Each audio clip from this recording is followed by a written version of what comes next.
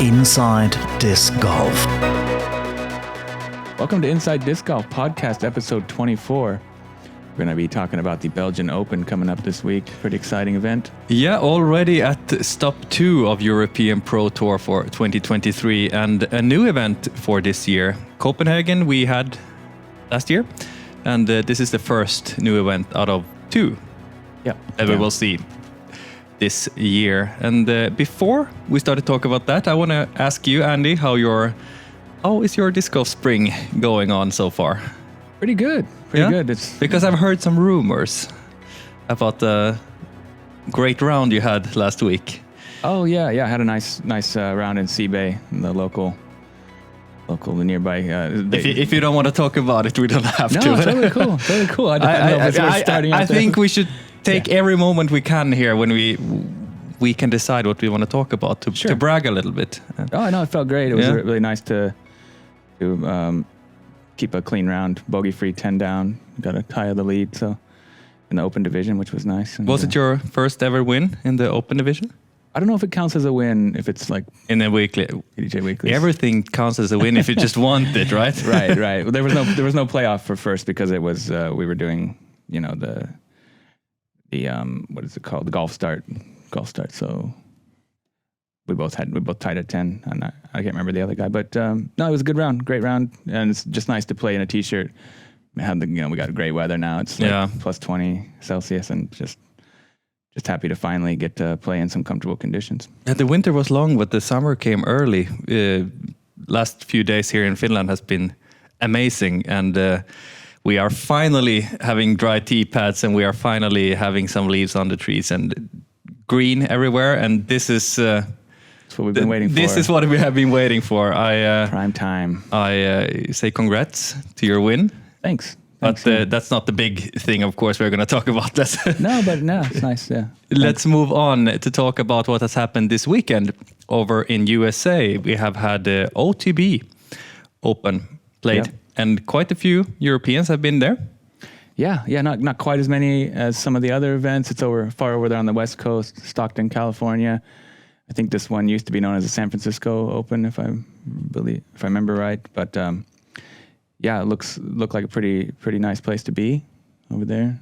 I wasn't able myself to watch too much this weekend, but I have seen some great results from the Europeans, and as always, every time they just keep on playing great. Yeah. I guess there wasn't a whole lot of representation in the FPO field. We just had 2 Norwegians in the FPO. I'm not sure. Yeah, Anniken Steen finished 17th and Lykke Lorentzen on 27th. So maybe not the highest finishes there in the FPO, but but Anniken still quite good. Made the cash line, and top 20 is a good result. Not sure where the rest of the European FPO players were at last weekend, but. I don't think there was too many there. And then on the MPL side, there was some pretty exciting storylines from the European perspective. Of course, Jakub Semerad had made that lead card final day, so he was on Disc Golf Network coverage. Didn't have his best final round and dropped pretty far off. It finished in tie for 13th place. But we still had a European in the top 10 though, and one player who has really found his groove now. And after a few months of struggle at the beginning, and we have already mentioned it, that he must have listened to Inside Disc Golf and heard what Seppo Pajo had to say about him. And after that, completely changed. Yeah, Väinö Mäkelä, he's really on a tear. He's so consistently finishing in that top 10 that he must be earning a lot of Disc Golf Pro Tour points and some pretty good paychecks over there. Yeah, he must be comfortable and clearly take some time to find that level of confidence and just the thing to travel to another continent and long car rides and staying away from your friends and family in Finland and being comfortable there fighting with the best in the world. So of course it's a big take some time. Yeah, I think it's helpful that they do get to travel with some of their friends there. That those guys, they seem to have a pretty tight circle. A lot of those Finns, at least. But yeah, I mean, the skills are amazing. Everyone's known about Väinö for years. That he's just as good as anybody skill wise, and so it's nice to see him kind of putting together this sort of tournaments where he's finishing right up there in the mix. Can't wait what's going to happen later this season. We do have some big championships coming up, both European and Worlds. So I say that right now, Werner looking dangerous. Very much so. Very much so. I think that confidence, as it continues to accumulate and build with each one of these results, is just going to, really propel him forward and having more and more success. Because obviously, one of the most talented and skilled disc golfers, but now he's really putting it together in the competitions. And it's so tight also. There are so many great players right now. So it's not enough to just play like kind of good. You need to play on your absolute best every week and every round to finish top 10. And he's doing that right now. Yeah, he's doing great. Niklas Anttila was also in that tie for 13th with Jakub Semerad. So another good performance from Niklas as well, who's also, right up there. It's easy to have very, very high expectations on Niklas Anttila after seeing what he does in all the majors at the USDGC last year, and of course Champions Cup this year, finished second both of those. And you think that, is he now going to be cemented up there in the top 3 for podium finishes every time? So it's pretty hard to do over there. It's really hard to do even for whatever your name is. Even in Europe, that's pretty hard to do. Yeah. And he mostly did that last year on Disc Golf Stream almost every time. But there was a few events where he didn't get on the podium. But seems like he was at least in the top 5 or 10. I think just maybe Heinola, where he was a little bit jet lagged, and he that's right. He had maybe one bad tournament all season last year is what it seemed like. Yeah, maybe the first and only time that he has lost his temper a little bit and didn't seem comfortable.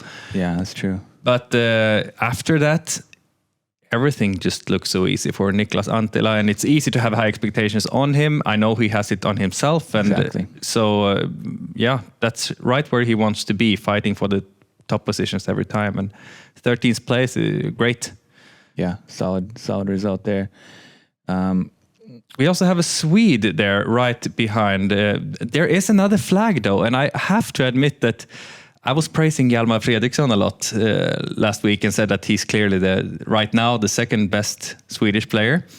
I almost forgot about Max Regitnik. Right, he's competing under the Canadian flag lately this season, I guess. He has the dual citizenship, sure, Swedish and Canadian. I think his father is from Canada, but he has lived in Sweden for many, many years, and he is, if I understand right, going to represent Sweden also in this year's European Championship. So he's definitely still Swedish, right, and Canadian though. But sure, this year Canadian flag, and I think it has to do with that it's easier for him to compete. Yeah, with the immigration and everything. But great, that's by far his best performance this year. And okay, good, great to hear. I guess. Yeah, we haven't heard too much about him this season. I know he had some pretty great results at the end of last season over there. Yeah, he caught fire there at the end of last year, but hasn't really found it until this weekend. Yeah. So congratulations to Max. Yeah, good result there. Tied for 19th, and we also had Albert Tom tied for 23rd. So he had a 7-down final round, and that was with the double bogey. So he was pretty hot there. He was 9 down and going into hole 16. Oyvind Jarns back on tour. Great to see him out there. Yeah, off the fishing boat and back there on the disc golf course. So quite a big contrast. Maybe not as big as I'm thinking, but it's got to be. Yeah. It's got to be, man. To go from the middle of the Atlantic to Northern California, I think that's a pretty big shift. The cold Norwegian Sea and all the fishing. I think that's a pretty dramatic change of scenery. A special way to for your off season can't find a word. Probably make really good money out there on those fishing boats for sure. I know it's hard work, but really cool to see him back on tour. One of the most talented players in Europe as well. I think we're right up there at the top for the Norwegian title with Knut van Holland. I think they'll probably be battling out. And I think it was the season opener for him, right? Has he played anything else? This is it. Yeah, he just started his competitive season. And so pretty good result. He bumped up 26 spots on the final day, shot a 7 down final day. So nice hot round to finish. Maybe he started to kind of, get into the rhythm and get warmed up for the season. He's the kind of player that every time I see him, he just surprises me on like how good he is. He's kind of sneaky good, isn't he? He kind of reminds me of like James Proctor or something for some reason. It's not just that he looks I totally a little bit agree like on him, that. but Yeah. he's like, it's a really kind of, they're obviously big guys, but something about the way they throw, I feel like there's something similar about them. But yeah, really great player. And of course, he finished on the podium at Yarva Open, right? Yeah, and he was also, I don't remember his finish, but at the All-Stars in Spain last year, he was really in the lead. Not in the lead, but at after least day one, I think he was on. Maybe he might. No, because Jakob was, but he was right up there with.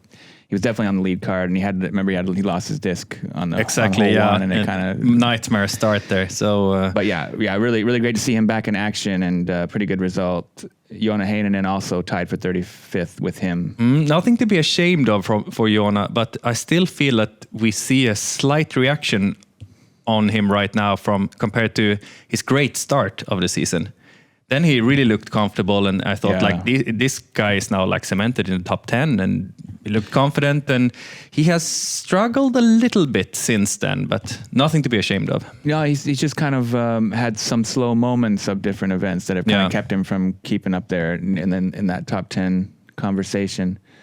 But like as you see here, he was +1 on the back 9 of the final round. So just some moments of kind of weakness or maybe it's game plan stuff. I'm not sure. A few mistakes here and there is all that it takes to drop down 20 spots in the whole competition. It's so competitive there, but I'm not worried about him. I know he's got some great results coming soon, and I think he has really already proven himself over there to be, one of the best Europeans and one of the most dangerous on tour in the States. And those big open long courses, they suit him so well. Also, they suit his game style with those long, really controlled shots, and he's a real power player. And I think he can attack any course in the world, and even those kind of bomber ones out there on the Disc Golf Pro Tour. So he's definitely a player to keep an eye on for the rest of the season and beyond. Tuomas Hyttiainen tied for 48th place. Just missed the cash. Yeah, right there. And also tied for 48th, the Norwegian that you already mentioned, Knut Wallenholland. Yeah, I think that was his season opener as well. Yeah.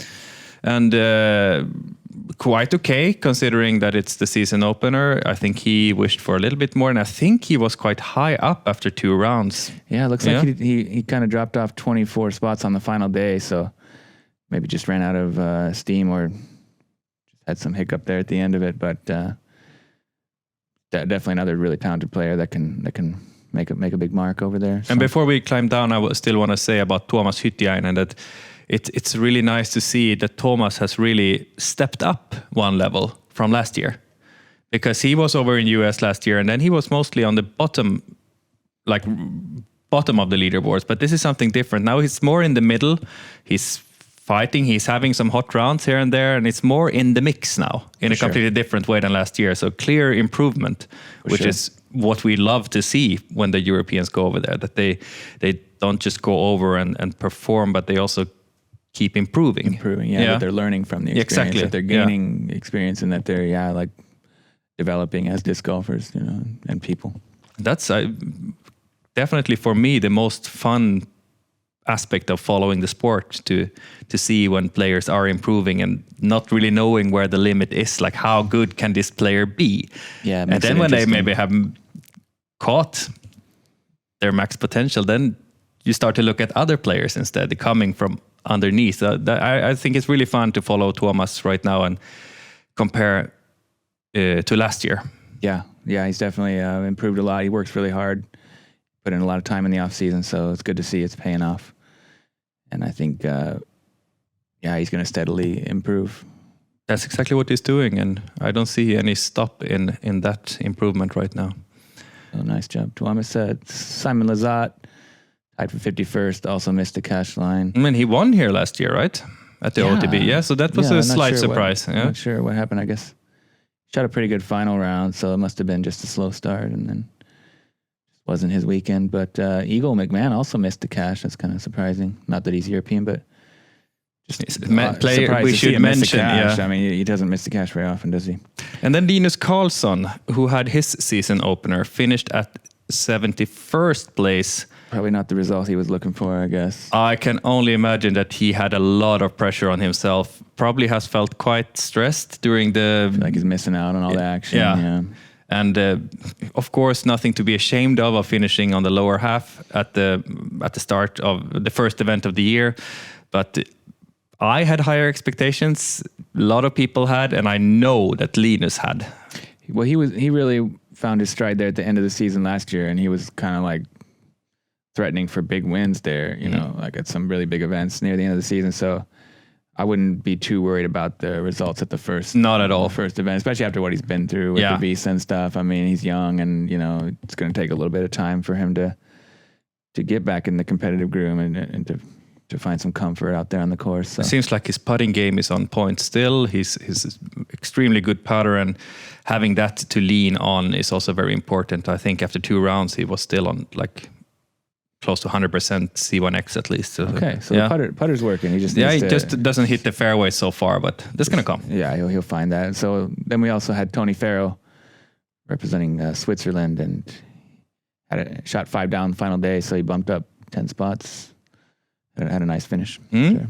So congratulations to mostly great performances, all you Europeans there over there at OTB. I also have to say, because we mentioned it very quickly, I really like the way that Anniken Steen has really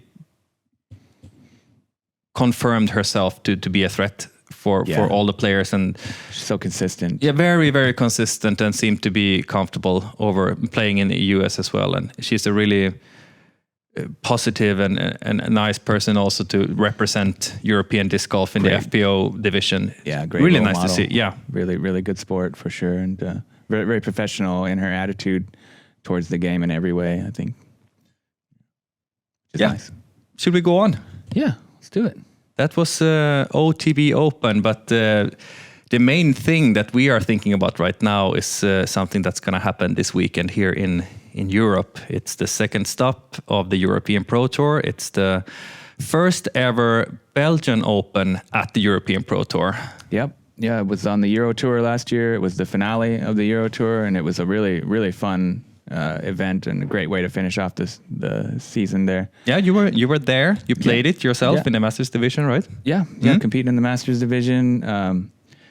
Had a lot of fun. It's a very welcoming atmosphere, that really well organized event with a lot of fun people from many different places. I think you see a lot more Southern, Central, Western Europeans at this event as compared to a lot of the Northern European stops on the tour. So there'll be some names that some people aren't familiar with, but I think if you know more about the scene in mainland Europe, then there'll be some familiar names for you. Yeah, that's what we love to see, those new names, and those from Central Europe really getting a chance to get on camera and to great opportunity, compete on a highest professional level without needing to travel far. To travel from France to Finland is quite a big trip. Yeah. And to be able to do it much closer to home, it's extremely important for all these players who are very good but doesn't really have the chance to compete with the best that often. Yeah, I think Brussels, it's a little bit south of Brussels, but it's really easily connected with many bigger parts of Europe. Like you could get there in a train, like on a train from Germany, France, Holland and stuff like. And I think it's going to be really exciting to see how it goes. I guess, like, taking it up to the next step here on the European Pro Tour.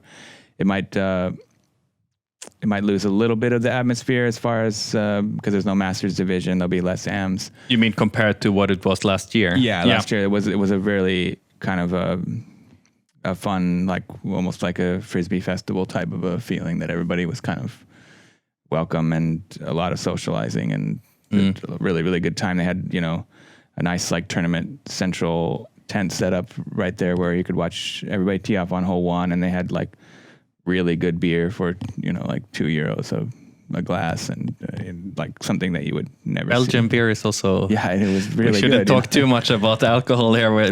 Combine alcohol and sports is maybe not. But as a if you're Cultural just there thing, watching, though. then It's a of different course, atmosphere, yeah. and with that kind of like the Western and Central Of course, yeah, European. it's very, very different compared to how it is here in North, yeah. Finland and Sweden and Northern Europe. Yeah, Yeah. but yeah, it's gonna be really exciting. It's a beautiful park and nice mix of open and wooded holes. They kind of designed it really beautifully. There's some awesome pin placements like up on elevated stumps, and lots of really well designed greens, and some longer tricky par threes that you kind of have to decide if you're able to attack them. I think for the pros, most of them are going to want the birdies, but they're really kind of like bonus birdies, like some of the longer par threes. Yeah, I haven't been to the course myself, but of course I've seen some footage from last year when you were there playing. There is also post-production from that with you. Yeah, did commentary together with Elias Luukkonen. Yeah, for the NPO, and I guess we did a round with the FPO as well, and did some solo commentary as well. But yeah, make sure you check that out on MDG Media if you want to have a little flashback to last season's Belgian Open. Prepare yourself for this year. It's not exactly same layout, but 90%. Mostly the same. Yeah, mostly the same. I think just one hole's been changed and one new hole added. So otherwise, looking like you'll be able to get a pretty good idea of what the layout's like from watching the past coverage from last season. I get really pumped when I saw the course that I really felt like playing it myself. It is a fun one to play. It's very attackable even for us AMs, Yeah, it's not the longest course, but it requires a lot of different skills anyway. So pretty technical, and a lot of nice different shots required. But then you don't need like crazy distance really to score well. I think you could shoot under par without being able to throw over 100 meters. Should we go over to our birdie blueprint, because it felt like we are starting to talk a little bit about how you the course, to win in Belgium at the European Pro Tour. That was a new thing we had for Copenhagen Open, that we list 3 important things that you need to have under control.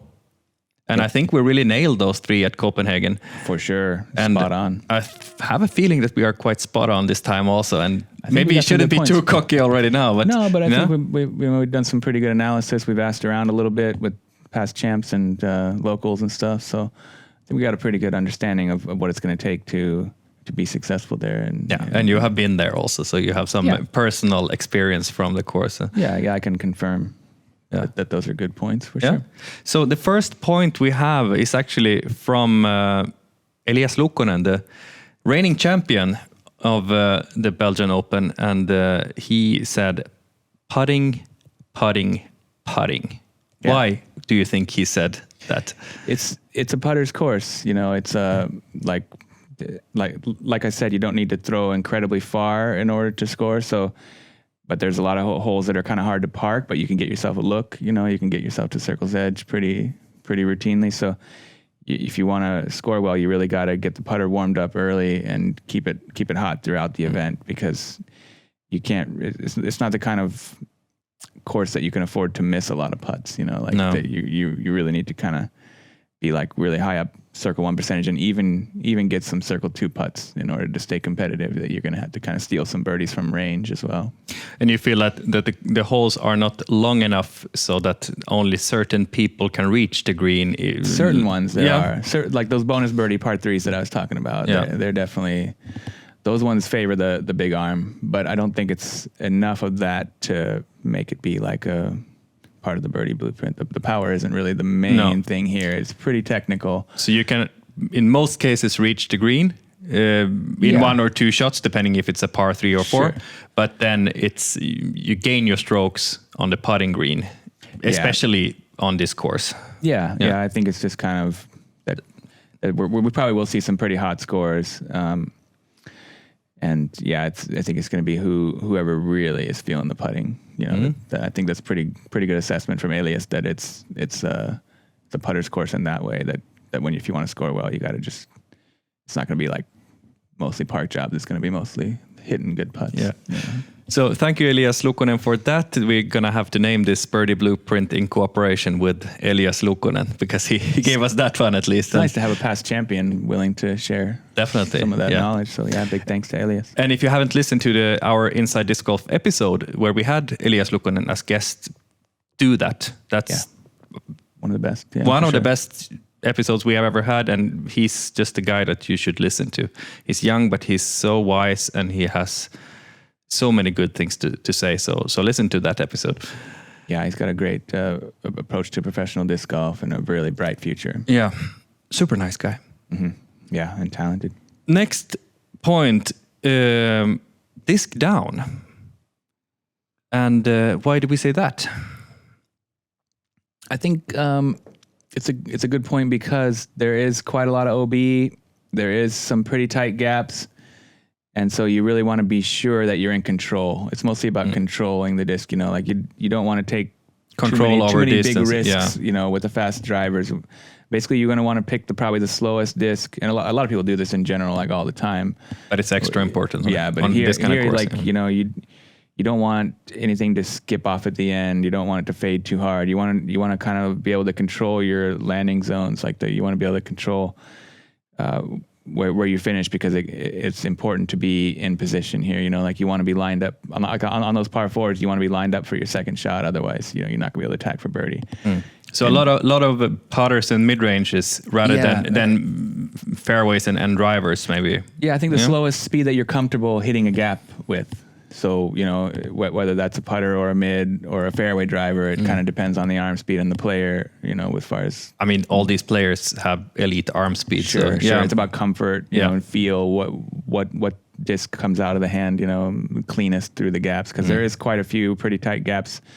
And if, you know, you just really need to hit them all. Like, you can't really afford to be, you know, kicking off really far into the woods, because then you can like kind of take some pretty big numbers that way. That's also a big thing that I want to say to a lot of amateur players, especially younger players that I see on the courses, that if you hit a tree with a driver, it's going to kick so much further than if you hit it with a putter. Yeah. And of course, all the players on the European Pro Tour are well aware of this, but I still think it's important to mention for many of our viewers that it's not just about hitting the gap, but thinking what is the worst case scenario in case I hit the tree?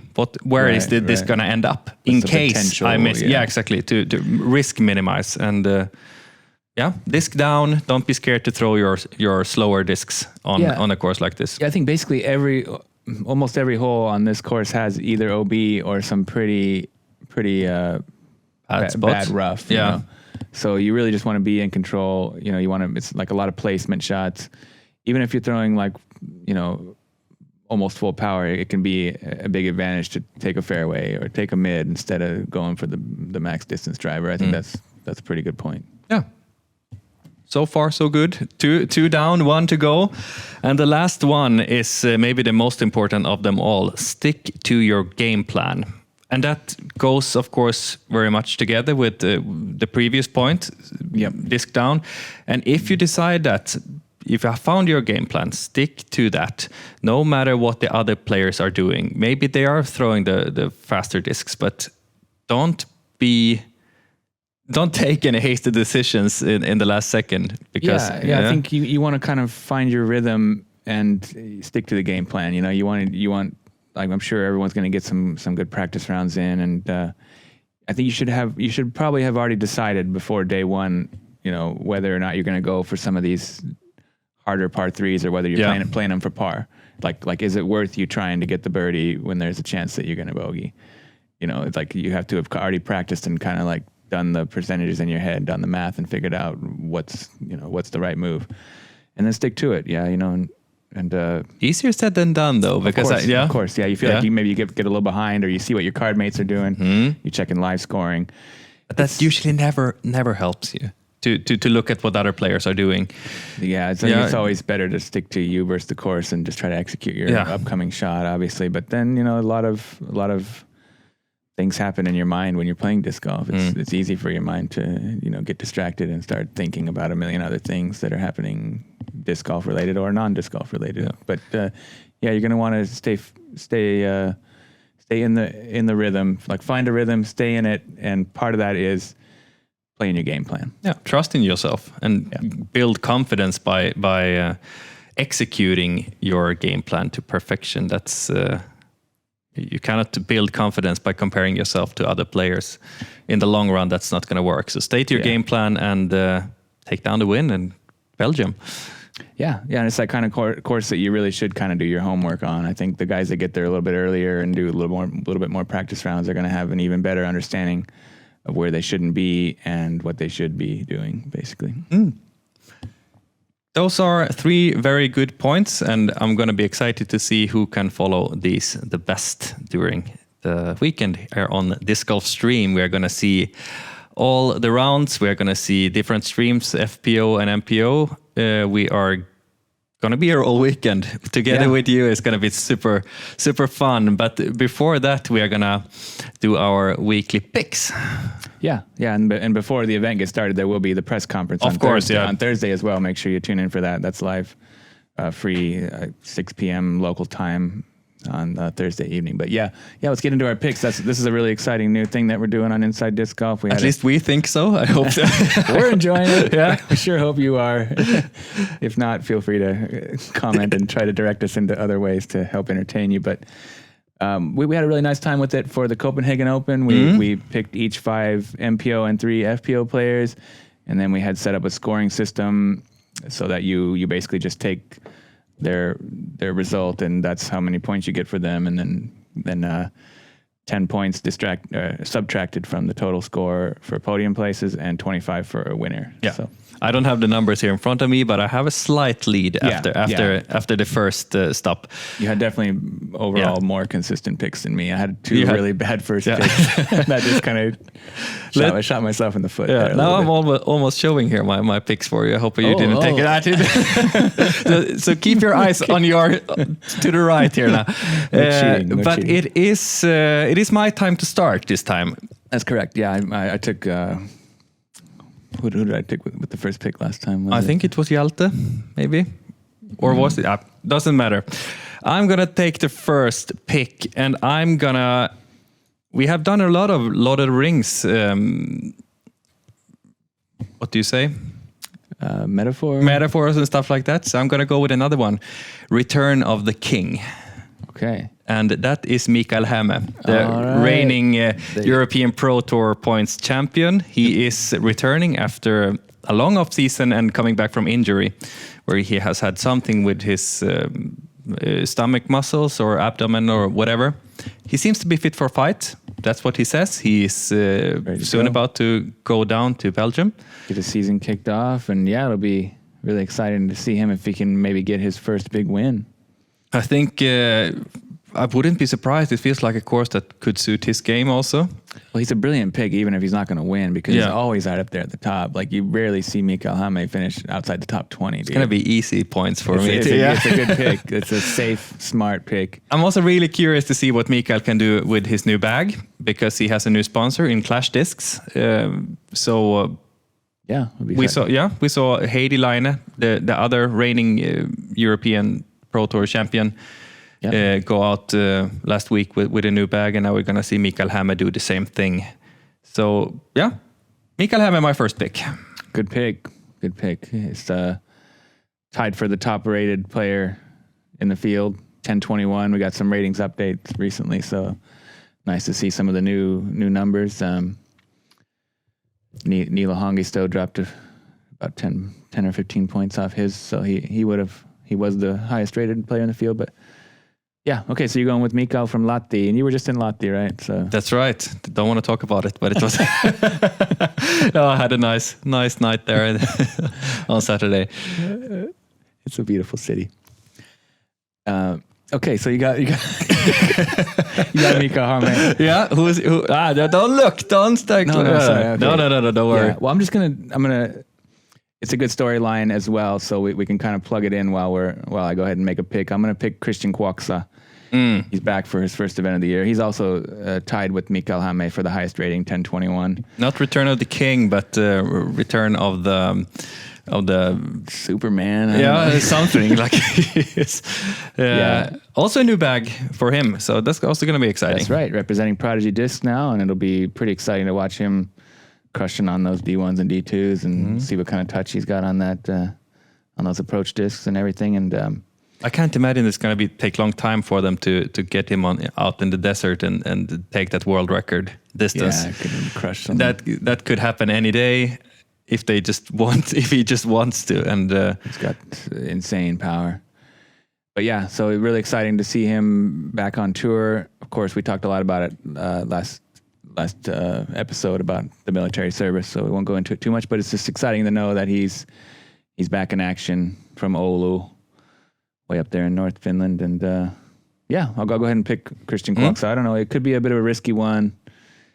Sometimes he finishes kind of, a little bit lower if he's not in it for the win, but he can also dominate. Yeah, that's a good pick. And Daniel Davidsson also showed us quite clearly that it doesn't need to be a bad thing to be in the military over the off season. He finished at the podium even if he did the same thing. Yeah, he was just kind of a slow start, like maybe the first, I don't know, front 9 or something, and then after that he was just right back in prime shape. It seemed like he was in his element. He knows how to really play disc golf, and really I don't think that win. Christian has forgotten during the off season. Okay, my second pick is going to be an Estonian, and I haven't decided which one yet, but I'm going to go with more of a wild card for my second pick. Roland Koor. Okay. Yeah? I think that's a good pick. I think so too. I have a feeling that this, we already saw him on Disc Golf Stream last year from Tali, just 1 year ago, where he matched the absolute best in Finland, and 1 year older. He is better and better. I see what on his social media or things that he's doing. And spending time, isn't he? I think that Roland Koor might be up to something. Maybe not the favorite to take down the win, but I have a really good feeling about him. Also, new sponsorship for him as well, Pro Discus. That's right. So, and also a former guest on our podcast. That's right. He was on with Rasmus Metsama. Make sure you go check out that. That was really great to talk with those guys. So, Roland Koor, don't make me disappointed. I don't want to add any extra pressure, but I'm sure that you are going to be high up after this weekend. Pick. Yeah, I think it's a good pick. Okay, so second pick for you. Second pick for me. There's a lot of really good ones, like sneaky ones that are kind of like under 1,000 rated, but yeah, you don't really know them. So there are a lot of new names for us. If you look, it's pretty fun. This is really fun. I should probably take an Estonian as well. I will take Silver again. Silverlet. Yeah, he was right in there last week. I think he did finish in the top 10, maybe 6th or something. And I think, I don't know, I just have a really good feeling about him this whole season. I think he's going to be a pretty safe pick for the top 10, like almost every one of these events. He was so close to get up on the podium and looked very comfortable whole weekend. And I think he's really due for a big win. I think he's it's cool that he's committed to the European Tour and that he's I just think he's due for a big breakout win, and I think it'll be good for his career. It'll be good for that confidence to know that he can take down a big win. Yeah, because he's good enough that he shows it. Skills, over and over, and he has that really one big weapon that he can always rely on. That forehand of his. Sure. That he knows that whatever, if I have a bad day or not, I can still outdrive the whole field with my forehand. Just to have that feeling must be. Yeah, quite good. Yeah, I think he's that type of player that kind of he's so athletic and so skilled that he kind of he got to the top pretty quickly in the game. I think he was the first ever 1,000 rated Estonian. Okay, wouldn't surprise me. Yeah, so he's been around for a while, but I feel like he's always been kind of competing at the very highest level. Like he kind of quickly ascended to to playing top events, and so maybe he hasn't gotten a really big signature win yet. So.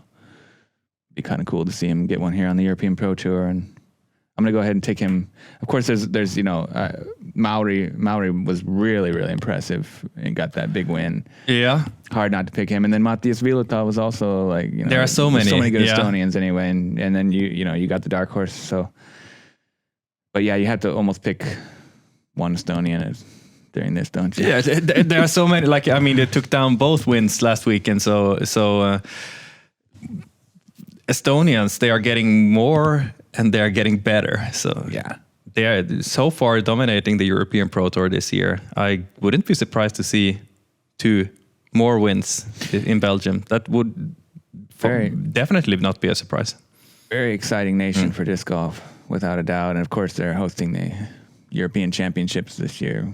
That's really something to look forward to. We're excited about that.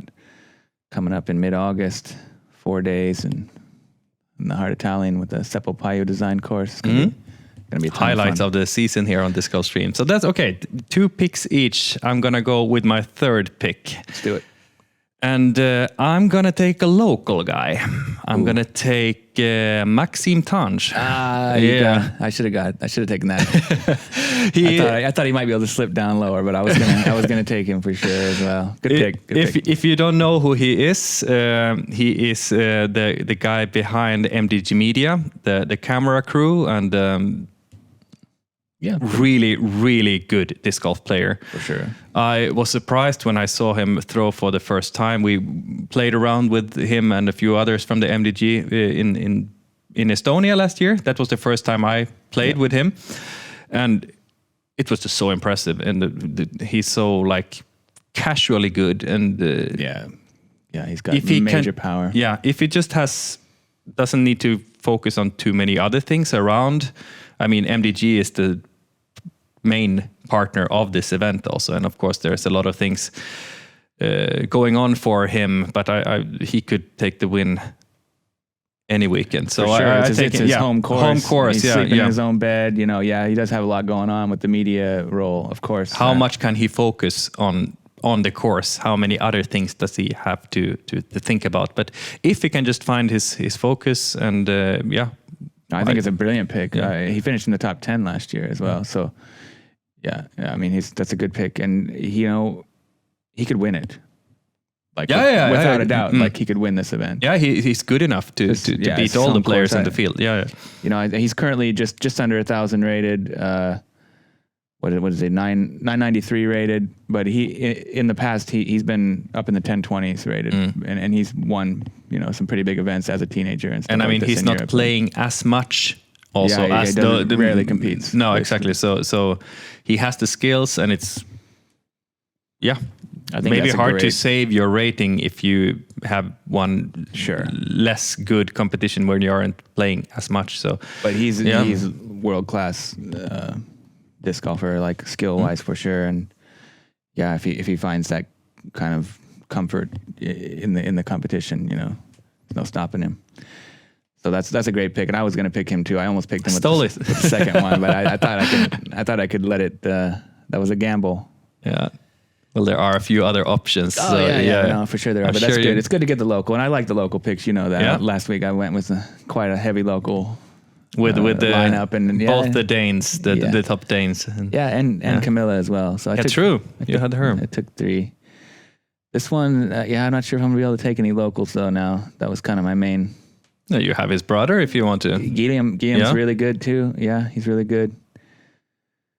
But I think there are a few names here that are kind of jumping out at me that I would take still, and the one is that I'm gonna go with. Ville. I'm smiling here. Sorry. That was no, this is just so dramatic. Ville Ahokas. That was actually one of my those the one I had been thinking about, and I imagine why you're picking Ville Ahokas. Yeah, well, I really like him. He's a great player, and I think great guy as well. Yeah. But he finished second place here last year. Yeah, and he bogeyed the last hole, and Elias birdied it. So he easily could have also been the winner, if he would have just been able to finish a little bit more strong. So he was right there in the mix. He shot a really hot second round. Final day, he didn't really, I guess, finish as strong as he could have, but I think he vibes really well with the course. It's like it suits his game well. He's also due for a big win, it feels like. Totally. Yeah, totally. Just like you said about Silver, same kind of feeling about Ville Ahokas. Yeah, they kind of almost feel like veterans because they've been around a little bit long time. They are not 20s, teenagers. Like everyone who is not a teenager feels like a veteran of the game right now here in Europe, at least. Yeah, there's so many young, talented players up and coming, but some of those guys that have been around a little bit longer, but I think are due for a win. I'm kind of just giving them some respect. Yeah, that's a great pick. I think that Ville, well, he clearly knows how to handle this course, so why not take him? Yeah, and. Is there anything more you want to say about him, or should I go on with my next pick? Well, he's from Turku. Really, really fun player to watch. I think he's got all the skills, basically. Yeah, and just an amazing spin putt. That's the one thing I always, when I think about Ville Ahokas, it's that putt. Yeah, that is just so beautiful to watch how the disc just like stays in the air. Yeah. It's really, really nice. Kind of like. It gets a lot of, like, it's quite high up, isn't it? Yeah. And then, it's very direct. Unique. It's really on point. Like, great putter, great player all around. 1,004 rated. I think that's down a little bit from his high points of his career, but I think maybe he'll win. But if not, I still think he's going to be right up there in the top few. Good pick. Next pick for me, it would be very, very stupid not to pick Mauri Willman after what he did in Copenhagen. So he's going to be my number 4 pick. I think he really proved himself, that he, like, I think that's kind of, we're going to see more and more of that kind of steady, consistent play from him. Like, he doesn't look like the kind of guy that really loses his focus very easily. No, he was right there all the time, even if he had some tiny struggles, but like he just never bogeyed, it felt like. He was able to solve all the problems that he had and just kept on going and forgot about the mistakes. And the putts that he did miss were not by much. Exactly. Like, he hit the band like untold amounts of times. It felt like. It was like, it almost felt like he was having a bad round because he was like, seemed like he just hit the band a lot. Yeah. But I'm super he was curious. Still scoring really well, like all the way. Super curious to see how he reacts to that win in Copenhagen. If he can keep on going, did that give him more confidence, or will he feel the pressure because he's coming in here now as one of the favorites? So it's hard to say. It's going to be exciting. It's one of those stories that we love to watch here to see how the players react. So that's my 4th pick. I think we need to. We just love sitting here to talk about the players, and we can do it forever. But we need to try to speed up just a little bit. Yeah. But of course, we want to mention all these players that we want to see. So number 4 pick for Andrew Gum. Okay, I'm going to take a maybe one that some people aren't as familiar with, but. Really talented player, and he was on the lead card last year. That's where I first became familiar with him. Ralf Hupper from Germany. I'm going to go with Ralf. 988 rated, very low PDGA number. One of the more casual players you'll ever see. Like, is that the jeans guy? Yeah. He's just like kind of old school. Really, really calm presence on the course, and I don't know. I think he's also one of those guys that's pretty familiar with that course, I think, and he played really well last year. If you play on lead card, we have to remember that the last time Belgian Open, it was in the fall. Yeah, it was in October. Was it September, October? Yeah. So it's only a few months ago since there was action there last time. So start of the season this year was the last event of the Euro Tour last year. So it seems like it came around a little bit quicker than you might expect. Like as far as annual events go, but I think it's going to be nice, and it'll be nice. It should be like full on spring there. The weather is going to be. It's going to look perfect in Belgium there, and Yeah. It was a little bit wet last year on a couple of the days, so hopefully it'll be dry. And Yeah, but what I have seen so far, it's going to be really good. forecast. Yeah, Excellent. And what can you say about his play style? I haven't seen too much from him, or just the casual is what sticks Yeah, out. that's kind of the thing. Yeah. He's just kind of old school, casual, calm. Just kind of, he's sort of got, pretty average skill set as far as pros go. Like, maybe he doesn't throw the furthest, but I think he can basically do everything at a sufficient level to be, compete with the top pros. And it isn't that, as we mentioned, it's not that kind of course where you have to throw furthest to be able to succeed. Yeah, it's probably one of the shorter overall distance courses on the European Pro Tour. I'm thinking. I think not it that might it's be. like No? short, not that it's short or easy or anything, but just you can definitely attack it. And that's such a great thing that we have so many different kinds of courses on the European Pro Tour also.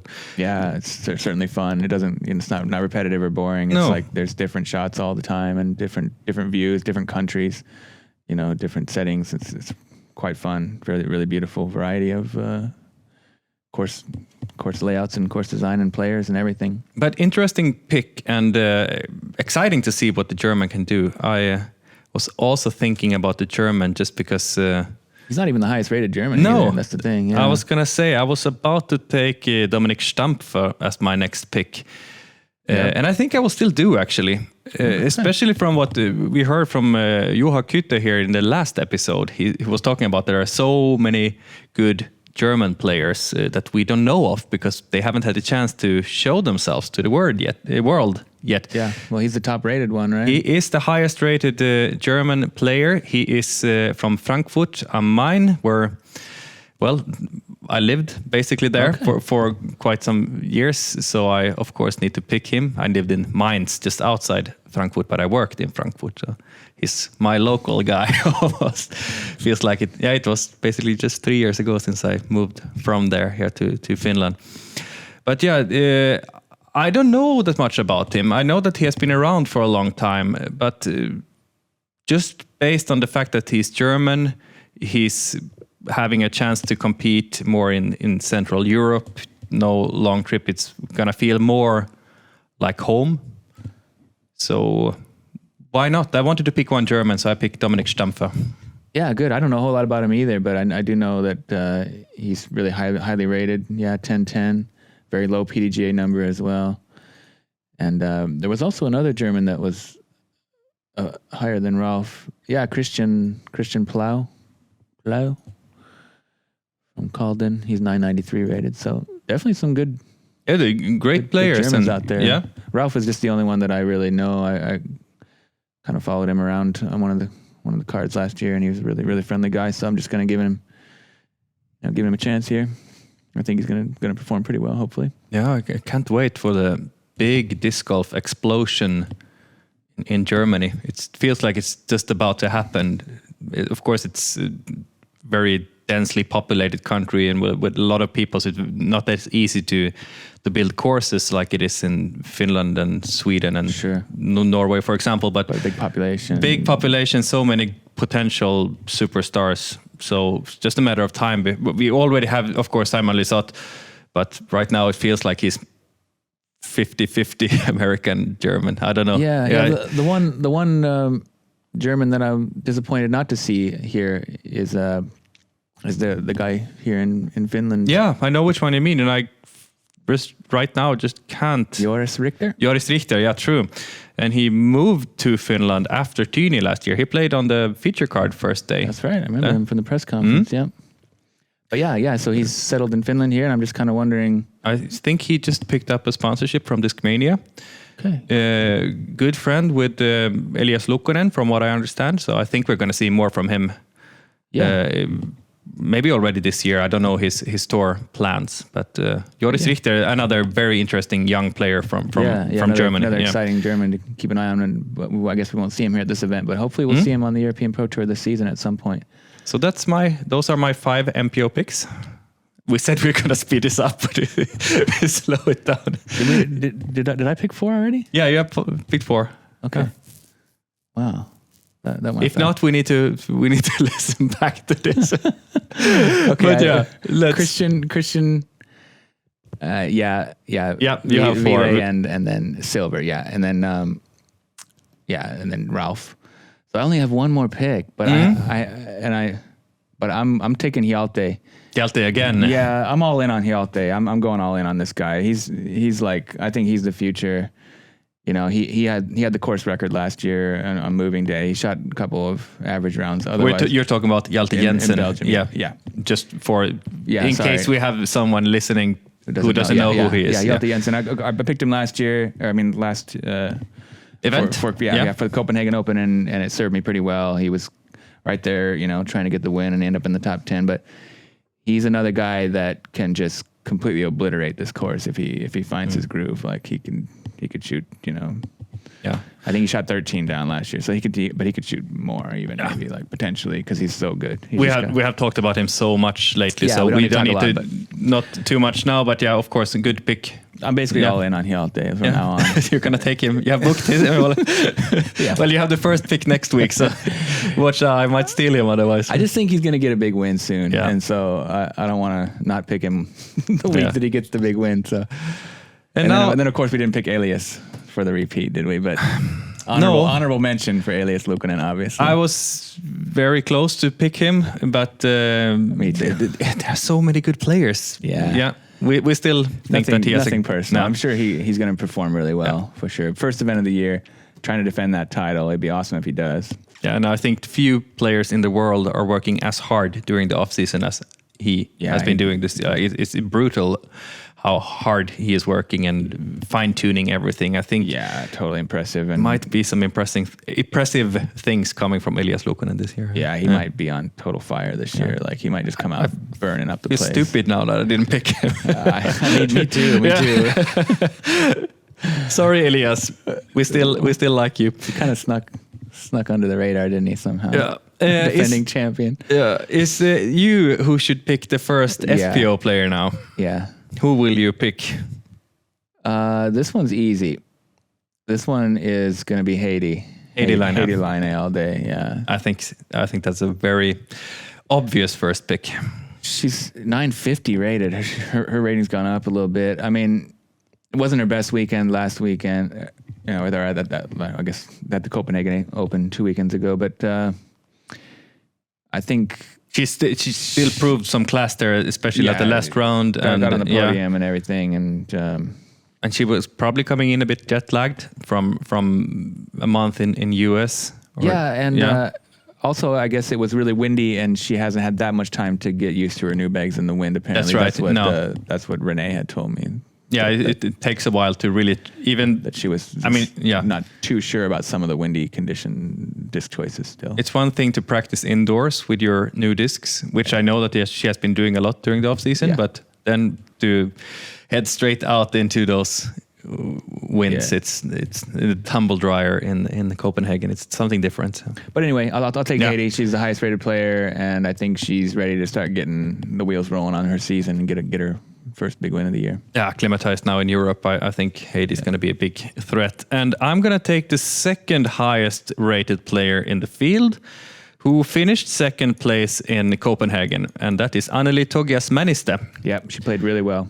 And for why I'm picking her, it's because to me it was very clear that if she would have just made a few more putts in Copenhagen, she would have been right up there together with Kaidi Alsalu, who took the win. It was very clear that it was just one thing that didn't work for her. She also mentioned it herself, that she didn't feel the putting. Putting wasn't on. If that is going to be on, she's going to fight with Heidi for the win. Yeah, I'm saying Heidi. I also believe that she will be up there. Well, it's a good pick because she performed really well here last year. She's familiar with the course. Heidi has never played here before, as far as I understand. So. Okay, so it's a new course for Heidi. Yeah, but Anneli was here, and she played really well. I don't remember where she finished, top 5 for sure, I think. And also Anneli is coming from a win this weekend. That's right. Yeah, was it a B tier or something, or in Estonia? I wasn't familiar with the competition, but no, I can tell. It's called Smart Post Itella Karikasaari something like that. So my Estonian isn't the best. But she took down the win there, 2 strokes ahead of Katie Tette. Okay. And Kristi Unte, so many good Estonian players. Pretty good field there. Kaidi Alsala was also playing. Wow. So she came out on top with some really strong field. Yeah, that was an impressive win. So very impressive. I'm therefore very confident to pick Anneli Togias-Mäniste. It's a great pick. As my first FPO. Okay. Second pick for me is going to be Laura Posch. You stole it. You stole it. Yeah. She played really well here last year. She got second place. The winner won't be returning to defend the title. Annika Stain, she's still over there in the States, so we won't get to see her defend the title. But Laura got second, so I guess that's the second best we can do. Yeah, and another player from Central Europe who, of course, it's far between Austria and Belgium, but it's still different than them traveling longer. All the way up to the northern parts of Europe can be I have a feeling we will see as well. Yeah. Right, yeah. I have a feeling that we will see many of the Central Europeans perform really well here in Belgium. Yeah, Laura, really, really great player from Vienna. She got second here last year, like I said. She just plays for fun. Like she's not looking for sponsorships or anything like that. She just plays for fun. She really enjoys. Unsponsored player doesn't want to have one. yeah, she's doing it for fun. She has a serious profession in astrophysics, so that's her job. Yeah, so but she does disc golf for fun. It's a hobby, but she's really good. 907 rated. I mean.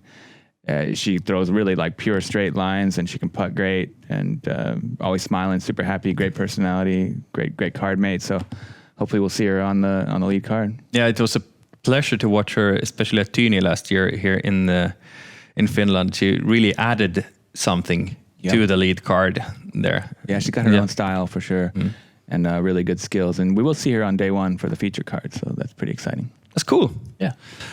Yes, who am I gonna take as my next one? I was thinking about the one player, but I don't think I dare to. We'll see if I take her as my third. I'm gonna go with Jenny Karppinen as my second pick. That's a good pick. She was really solid in Copenhagen. She just kind of kept finishing a little bit slow. Like her early rounds were like fire, and then she would kind of taper off a little bit. So if she can finish strong and have a little bit stamina to kind of complete the rounds, that's a good pick. And I think she has found confidence in her new discs very quickly. She has picked up a sponsorship by Prodigy. We have mentioned it quite a few times already, but it's a good pickup for sure, and it's a good pick from you. She has also put in a lot of effort in her disc golf career. I mean, she has moved from Joensuu in northeastern Finland to Turku to get a little bit longer season. She is working closely with Prodigy, getting a lot of help from there, and putting in the hours that she needs, and it showed quite clearly in Copenhagen that it's showing. Yeah. I was very impressed with her performance there, and another great personality, another player that's always fun to watch. So hopefully we'll see her perform well and get to follow her on the lead card as well. So final pick, FPO Belgian Open 2023. I'm taking Elina Rudberg from Sweden. You pick all.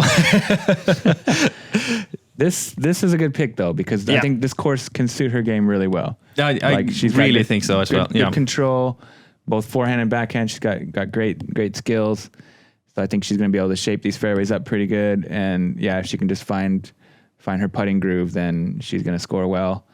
And she wasn't far away in Copenhagen. She had some disaster holes here and there, but overall she really was the one who took the most birdies in the whole field. That's impressive. Yeah, that's really good. Yeah, that means that she's attacking, and that means that she really wants to score, and get herself up into those positions. So, really excited to see how she comes out and plays here. And I also know that European Pro Tour means a lot to her. She's one committed to the full tour, which is really exciting. Yeah. Good pick. Thanks. You took the Swede, but there are others. Let's see if I pick one. There's a few bunched together there, isn't there? Yeah, they seem to be having fun together, the Swedes, and one that didn't really perform on her highest level, I'm actually gonna go with the Swede also. Are you? Yes, I'm gonna do so. Maybe a surprise. I think there might be some other players that are more seen as favorites, but I have a very good feeling about Jenny Larsson. Jenny, Yeah, she's good. she showed in Spain what kind of player she is, battled through illness and still finished strong at the third day. Hasn't had the start of the season yet, that she hasn't found her level yet, but it's going to come, and I think why not in Belgium? Jenny, really up and coming player, already has got a feeling for those lead cards and how it feels to be up there, and was very disappointed at the Copenhagen. Didn't have her best event there for sure. So I take her, might be a surprise, but we would like to see them. Jenny Larsson. Okay, there we have it. That's our picks. Concludes it, and I have a good feeling that I will still be in the lead after. You're confident. Okay. Yeah. Well, mine can be a little wild sometimes. Yeah, well, I feel like we both took a few surprises and some. So I mean, some potential surprises and also some favorites, which is makes it a little bit extra fun, more fun and interesting when you're kind of following along with the picks that way. So yeah, nice one. I guess that's probably all the time we have for today. Is there anything else we want to cover before we let it go? No. That's it. Period. Exclamation point. Let's round this off, and then we aim for the press conference on Thursday from Belgium. It's going to be really exciting to see who we get to hear from, and then tee off on Friday morning. Yep, looking forward to it. We'll be in here all weekend in the studio, and we hope you'll be joining us on Disc Golf Stream. Make sure you check that out, and stay with us. But this was all for episode, what was it? 24. And my name is Victor Tågestad. I'm Andrew Gum. Signing off. Inside Disc Golf, the European Disc Golf podcast. Everything about European Disc Golf in one podcast.